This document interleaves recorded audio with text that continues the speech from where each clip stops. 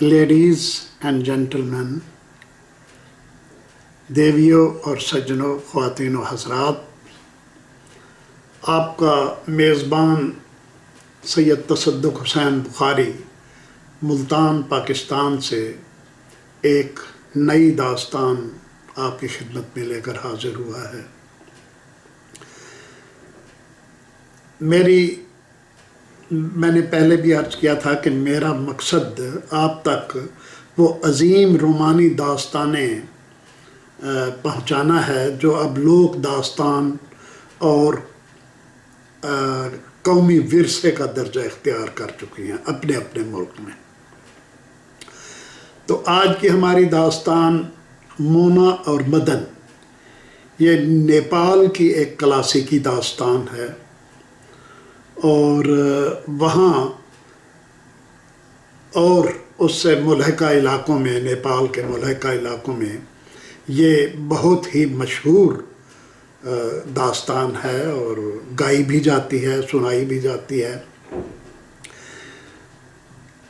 نیپال کے کلاسیکی ادب میں اس داستان کا بہت بڑا درجہ ہے۔ یوں تو یہ داستان صدیوں پرانی ہے، لیکن اسے 1936 میں ایک نیپالی عظیم شاعر لکشمی پرساد دیو کوٹا نے 1936 میں نظم کے قالب میں ڈھالا۔ جس طرح ہماری ہیر رانجھا کی داستان صدیوں پرانی ہے، لیکن اسے آج سے 200-250 سال پہلے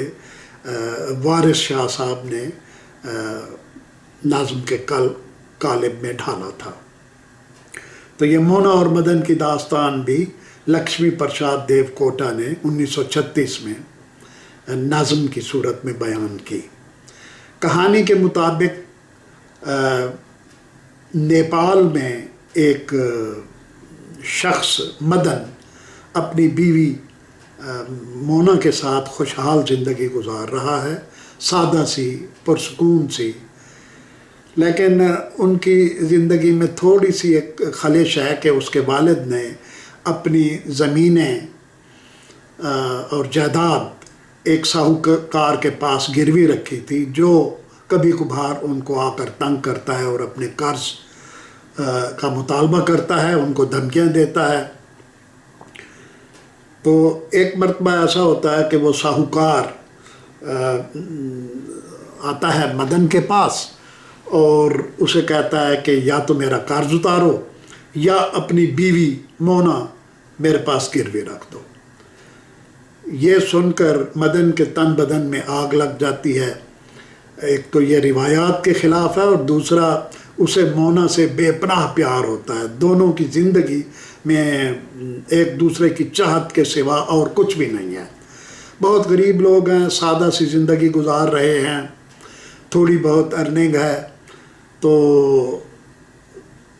اسی سے وہ اپنا گزارا کرتے ہیں، اپنی ماں کے ساتھ رہتے ہیں۔ ابھی ان کا کوئی بچہ پیدا نہیں ہوا، ان کی شادی کو چند ہی ماہ ہوئے ہوتے ہیں۔ مونا بہت ہی خوبصورت، نرم و نازک سی، چنچل سی لڑکی ہے،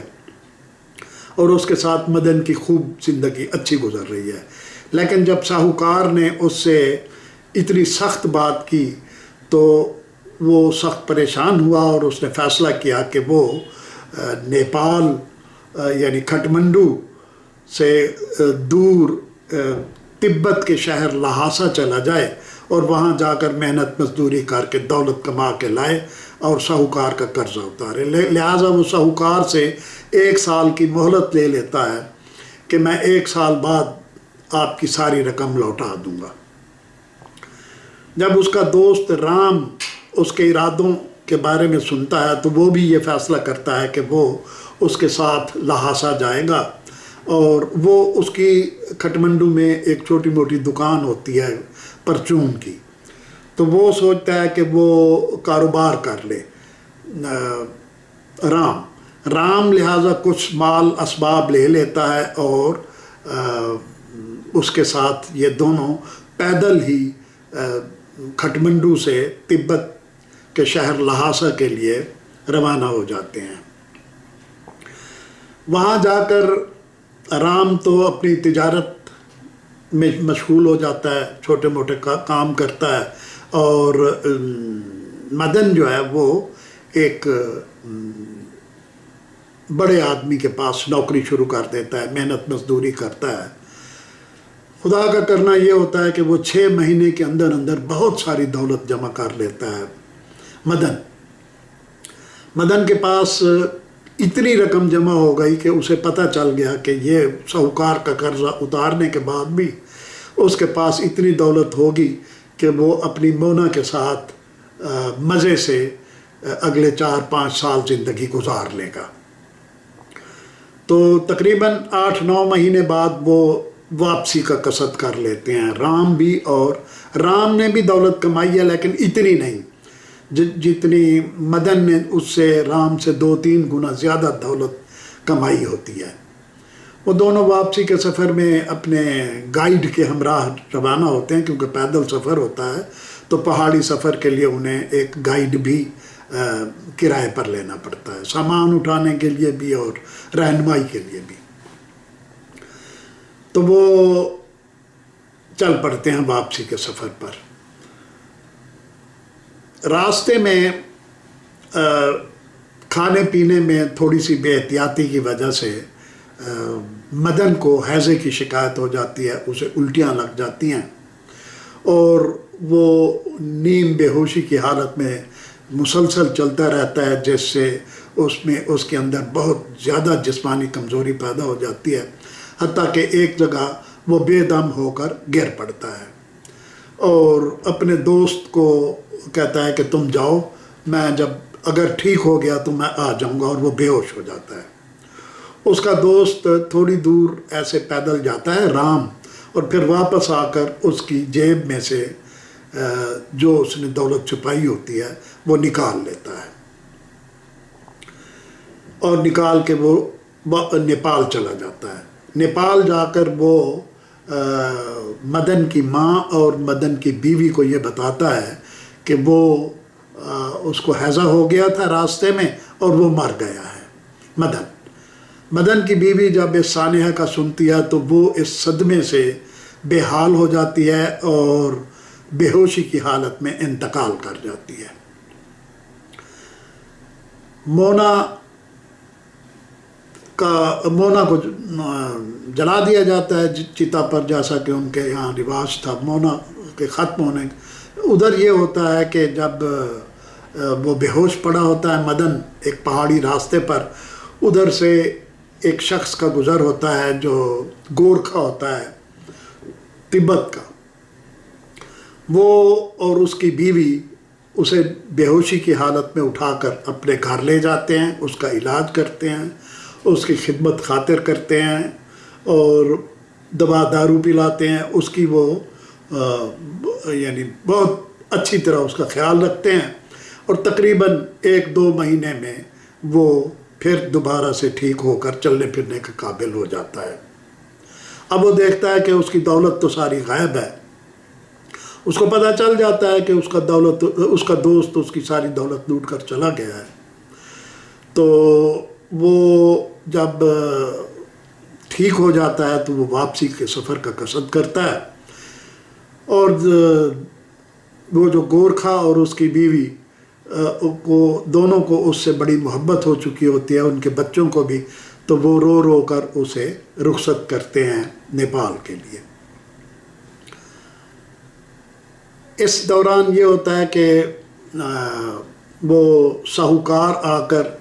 اپنی وہ جو گھر ہوتا ہے وہ خالی مونا چونکہ مر چکی ہوتی ہے، مدن کی بوڑھی ماں زندہ ہوتی ہے، تو وہ اس کی بوڑھی ماں کو گھر سے نکال کے گھر پر قبضہ کر لیتا ہے ساہوکار، اور وہ مدن کی والدہ اپنے پڑوسیوں کے یہاں ٹھکانہ بنا لیتی ہے، وہ اس کو سہارا دے کر اپنے گھر لے جاتے ہیں۔ لیکن ان پے در پے صدمات کی وجہ سے، بیٹے کے مرنے کی وجہ سے، بہو کے مرنے کی وجہ سے، گھر چھوٹنے کی وجہ سے، اس کی ماں یہ صدمات برداشت نہیں کر سکتی اور ایک دن وہ بھی انتقال کر جاتی ہے۔ جب مدن واپس پہنچتا ہے تو اسے یہاں آ کر پتہ چلتا ہے کہ اس کی بیوی اس کی جدائی کے صدمے میں مر چکی ہے، اس کی بوڑھی ماں در بدر ہو کر اور بے سہارا ہو کر وہ بھی مر چکی ہے، تو وہ اس کے دماغ پر اس کا بہت برا اثر ہوتا ہے، اور وہ اپنے آپ کو تقریباً جنونی کیفیت میں وہ کوسنے لگتا ہے کہ میں دولت کی خاطر اپنا وطن چھوڑ کر اپنی بیوی اور اپنی ماں کو چھوڑ کر چلا گیا۔ حالانکہ وہ مجھے روکنے کی بہت کوشش کرتے رہے، انہوں نے بہت واسطے دیے، بہت منتیں کی کہ ہم اسی روکھی سوکھی میں گزارا کر لیں گے، تم تبت نہ جاؤ، لیکن وہ ان کی تمام منت سماجت کو نظر انداز کر کے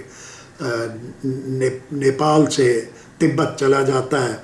تو اب اس کو بے انتہا ملال ہوا کہ اس کی جانے کی وجہ سے اس کی جو قیمتی ترین متاع تھی، اس کی ماں اور اس کی بیوی، اس سے وہ محروم ہو چکا ہے اور دولت سے بھی محروم ہو چکا ہے۔ تو وہ اس دوست کا پتہ کرنے کی کوشش کرتا ہے تو پتہ چلتا ہے کہ وہ بھی کھٹمنڈو چھوڑ کر کہیں جا چکا ہے اپنے سارے اثاثے وغیرہ بیچ کر۔ تو مدن ان تمام صدمات سے پاگل ہو جاتا ہے، اور ایک دن ایک پہاڑی کی چوٹی پر جا کر کھائی میں چھلانگ لگا کر خود بھی مر جاتا ہے۔ یوں یہ کہانی اپنے اختتام کو پہنچتی ہے، اور مدن اور مونا کی روحیں عالم ارواح میں ایک ہو جاتی ہیں۔ آج کی یہ کہانی ختم ہوئی۔ یہ نیپال کی بہت ہی مشہور لوک داستان ہے، اور اسے بہت ہی پسندیدگی کی نگاہ سے دیکھا جاتا ہے۔